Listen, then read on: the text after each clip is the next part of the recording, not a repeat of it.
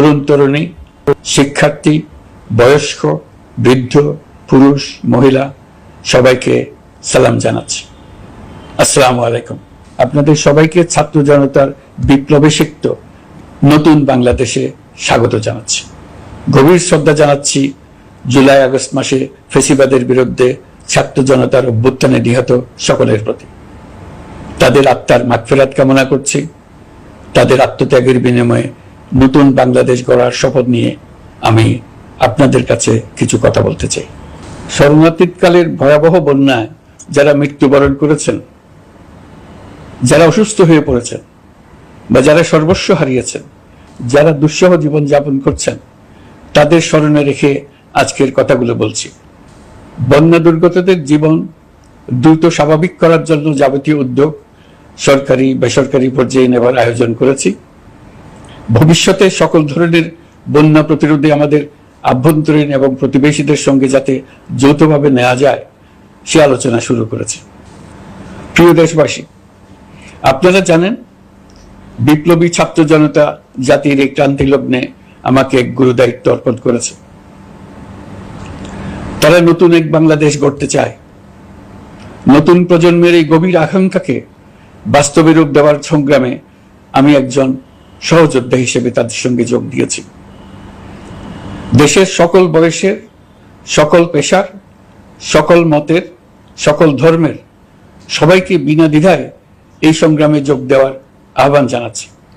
প্রিয় দেশবাসী, লক্ষ লক্ষ শহীদের রক্তের বিনিময়ে এবং লক্ষ লক্ষ মা বোনের আত্মদানের বিনিময়ে যে বাংলাদেশ আমরা পেয়েছিলাম তা ফ্যাসিবাদ এবং স্বৈরাচারের হাতে ধ্বংস হয়ে গেছে। আপনারা দেখেছেন আমাদের প্রতিটি প্রতিষ্ঠানকে তারা কিভাবে শেষ করেছে। দেশের রন্ধ্রে রন্ধ্রে ঢুকে গেছে দুর্নীতি। এমন এক দেশে আমাদের দেশ রূপান্তরিত হয়েছে যেখানে স্বৈরাচারের পিয়নও দুর্নীতির মাধ্যমে 400 কোটি টাকার সম্পদ করার মতো অকল্পনীয় কাজ করে গেছে নির্বিবাদে। শিক্ষা খাতকে পঙ্গু করে দিয়েছে।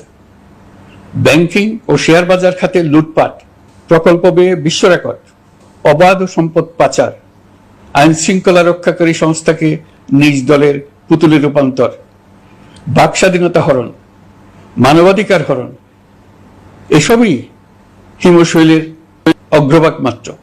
ক্ষমতা কুক্ষিগত করতে ফ্যাসিবাদী সরকার খর্ব করেছে জনগণের সাংবিধানিক ক্ষমতা ও অধিকার। দুঃশাসন, দুর্নীতি, অন্যায়, অবিচার, নিপীড়ন, বিচারের নামে প্রহসনের মাধ্যমে জনসুরক্ষা বিপন্ন করেছে। জনগণকে নির্যাতন, বঞ্চনা ও বৈষম্যের মুখোমুখি দাঁড় করিয়ে দিয়েছে। নতুন প্রজন্মের মানুষ সহ কোটি কোটি মানুষের ভোটাধিকারকে বছরের পর বছর হরণ করেছে। মানুষের এগিয়ে যাওয়ার পথে সকল ধরনের প্রতিবন্ধকতা তৈরি করে স্বৈরাচার তার নিজের, পরিবারের ও দলের কিছু মানুষের হাতে দেশের মালিকানা তুলে দিয়েছে। প্রিয় দেশবাসী, কিন্তু এই দ্বার প্রান্তে দাঁড়িয়েই আমাদের গড়তে হবে স্বপ্নের বাংলাদেশ। বৈষম্যহীন, শোষণহীন, কল্যাণময় এবং মুক্ত বাতাসের রাষ্ট্রের যে স্বপ্ন নিয়ে ছাত্র জনতা আন্দোলনে ঝাঁপিয়ে পড়েছিল, আমি তাদের সেই স্বপ্ন পূরণে অঙ্গীকারবদ্ধ। আপনাদের সবাইকে এই শুভলগ্নে তাদের স্বপ্ন পূরণে সমস্ত শক্তি নিয়ে এগিয়ে আসার আহ্বান জানাচ্ছি। তাদের স্বপ্ন আমাদের স্বপ্ন। জাতীয় জীবনে তরুণরা একটা মহা সুযোগ সৃষ্টি করে দিয়েছে। আমরা সবাইকে সুযোগ ব্যবহার করার কাজে এগিয়ে আসতে আহ্বান জানাচ্ছি।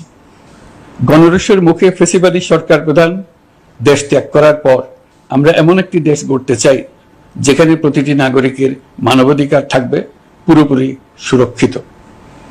আমাদের লক্ষ্য একটাই, উদার, গণতান্ত্রিক, বৈষম্যহীন, অসাম্প্রদায়িক বাংলাদেশ।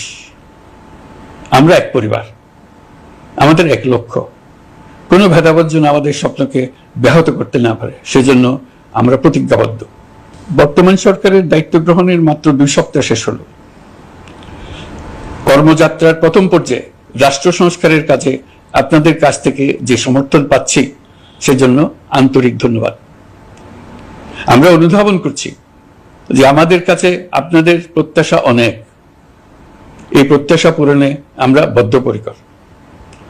যদিও দীর্ঘদিনের গণতন্ত্রহীনতা, 15 বছরের ফ্যাসিবাদী শাসন ব্যবস্থা প্রায় প্রতিটি ক্ষেত্রেই আমাদের জন্য পর্বতসম চ্যালেঞ্জ রেখে গিয়েছে, কিন্তু এই চ্যালেঞ্জ গ্রহণে আমরা প্রস্তুত। আজ আমি সরকারের পক্ষ থেকে আপনাদের দোয়া ও সহযোগিতা কামনা করতে আপনাদের সামনে এসেছি। শুধু আমি বলবো, আপনাদের একটু ধৈর্য ধরতে হবে। এখনই সব দাবি পূরণ করার জন্য জোর করা, প্রতিষ্ঠানে ঢুকে ব্যক্তিবিশেষকে হুমকির মধ্যে ফেলা, মামলা গ্রহণের জন্য চাপ সৃষ্টি করা, বিচারের জন্য গ্রেফতারকৃত ব্যক্তিকে আদালতে হামলা করে আগেই এক ধরনের বিচার করে ফেলার যে প্রবণতা, তা থেকে বের হতে হবে। ছাত্র জনতার বিপ্লবের গৌরব ও সম্ভাবনা এসব কাজে ম্লান হয়ে যাবে। নতুন বাংলাদেশ গড়ার প্রচেষ্টা হতে ব্যাহত হবে। রাতারাতি এই পরিস্থিতি থেকে উত্তরণ কঠিন।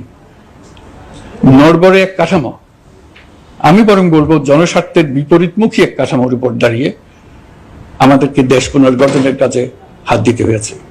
আমরা এখান থেকেই বাংলাদেশকে এমনভাবে করতে চাই যেন এদেশে জনগণই সত্যিকার অর্থে সকল ক্ষমতার উৎস হয়, বিশ্ব দরবারে একটি মানবিক ও কল্যাণকর রাষ্ট্র হিসেবে সমাদৃত হয়। তরুণ প্রজন্ম, শিক্ষার্থী ও জনতার আত্মত্যাগের প্রতি সম্মান জানাতে রাষ্ট্র সংস্কারের কাজে সফল আমাদের হতেই হবে, এর আর কোনো বিকল্প নেই।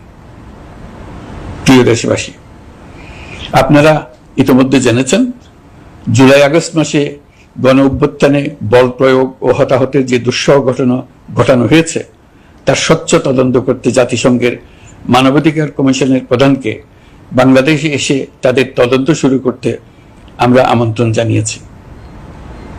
তদন্তের এই প্রক্রিয়া এই সপ্তাহে শুরু হবে।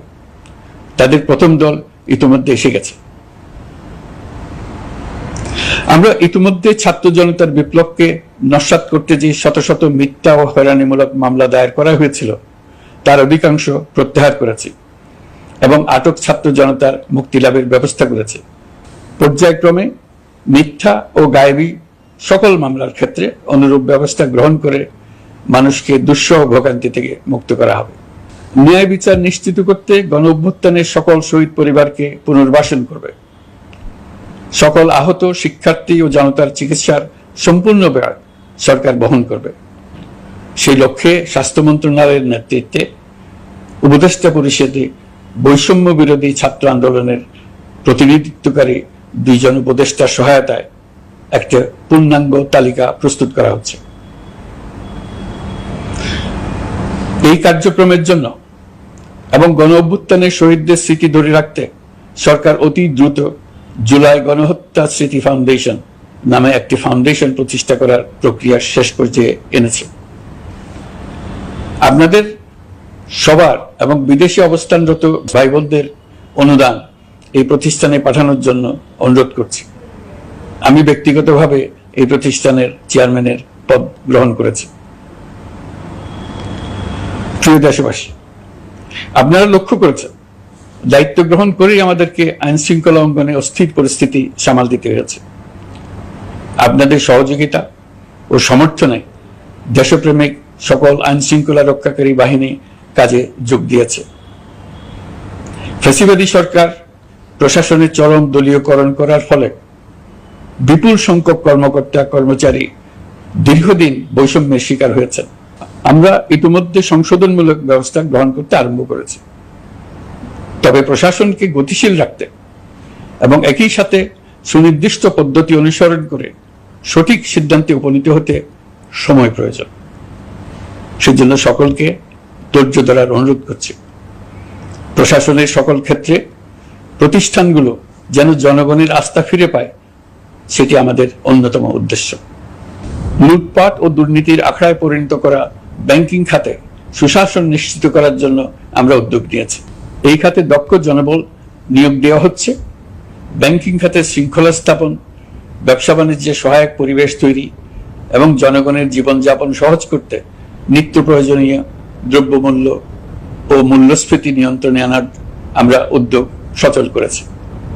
ব্যাংকিং খাতে দীর্ঘমেয়াদী সংস্কারের জন্য ব্যাংক কমিশন গঠন করা হবে। আর্থিক খাতে সার্বিক পরিস্থিতি ও সংস্কার বিষয়ে একটি রূপকল্প তৈরি করা হবে, যা দ্রুত জনসমক্ষে প্রকাশ করা হবে। শেয়ার বাজার, পরিবহন খাত সহ যেসব ক্ষেত্রে চরম বিশৃঙ্খলা বিরাজ করছে তা নিরসনের দ্রুত পদক্ষেপ নেওয়া হচ্ছে। বিচার বিভাগকে দুর্নীতি ও দলীয় প্রভাব মুক্ত করতে কার্যক্রম শুরু হয়েছে।